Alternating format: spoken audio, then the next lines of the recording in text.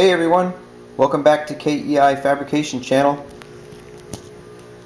I wanted to start off this Mazda build section of my playlist with an introduction as to why I chose to do a Mazda B2200.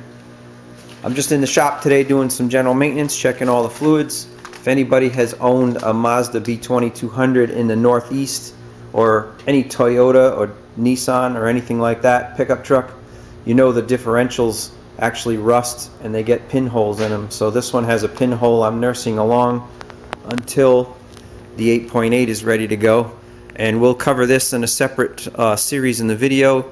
And I've got all the brackets cut off, and I've got my grinder ready to grind all the welds off and shorten this axle tube. So anyway, why did I decide to do a Mazda B2200? I've owned this truck for 8 years. It's been my daily for that long. It's been my shop truck, my utility truck. I built my house with this truck and all the lumber and everything. I drive it back and forth to work, and it's just been a good all-around truck. I haul lawnmowers in the back. I got a trailer hitch on the truck, and so that's part of reason number two. The truck is all set up for my uses. It has the rack, the toolbox, the trailer hitch. It's wired for trailer lighting and all that sort of thing. I've wanted to put a V8 in this truck. This is number 3, a V8 in this truck ever since Farm Truck hit the scene. I actually have a white cap that came with one of my other Mazdas that I had intentions of throwing on here if I ever did the V8 swap, but it doesn't fit with the toolbox, so that'll be another episode. Number 4, I followed LS swaps on YouTube and realized the potential of the LS engine. And DeBoss Garage, this is all your fault. So you inspired me to do this. Everybody, I like pickup trucks, especially small trucks. They're practical and efficient. Everybody swaps an S10. I just wanted to be different. With no distributor in the back of an LS engine, you can see that this is really close to the firewall. That solved all my problems. I had a 96 Vortec engine to put in this that had the distributor in the rear. I would have had to modify the firewall. When I opened the hood and saw the LS, that problem was eliminated. Those of you who know Mazda trucks, a very popular swap is the Ford 302 engine, which the distributor is in the front, and it made an awesome little ride. I'm a Chevy guy, and I didn't want to put a Ford engine in my Mazda. So, without the distributor in the back, that problem was solved. So number 7, I unexpectedly found a donor LM7 powered truck in the junkyard that ran.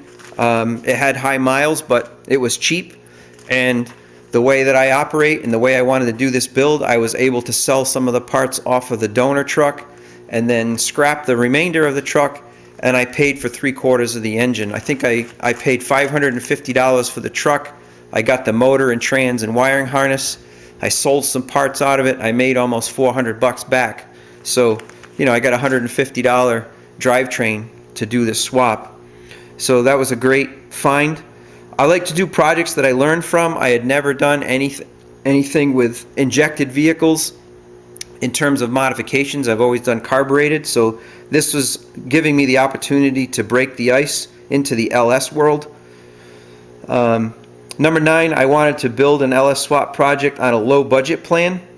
Again, I already own the truck. I wanted to do it with junkyard parts. Again, I'm stealing DeBoss Garage's idea.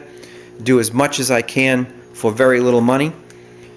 And I like the idea of roadkill zip tie drags. I like the idea of Motor Trend's Drag Week, and I really like the idea of Rob Ferretti's challenge that DeBoss was building his car for. That was really cool. Daily drivers, home-built cars for the most part. And of course, that's where I got hooked onto Boosted Boys. They were kind of doing the same thing, modifying vehicles and just having a lot of fun with them. I wanted a vehicle that was obviously multi-purpose use. Maybe someday we'll take it. Thompson, Connecticut has a drift club up here at Thompson Speedway in Connecticut, and I wanted to participate in that. My son has a Mazda RX-7 convertible Gen 2 that we put a roll bar in, and he goes up there and does that, so I'm kind of interested in following in his footsteps there. And obviously I like to drag race, and different motorsport events. So anyway, that's the top 10 reasons. Okay folks, thanks for watching. Like, subscribe, and share. Next time on KEI Fabrication, we'll be looking at step 1 of phase 1 on the Mazda B2200 LS swap.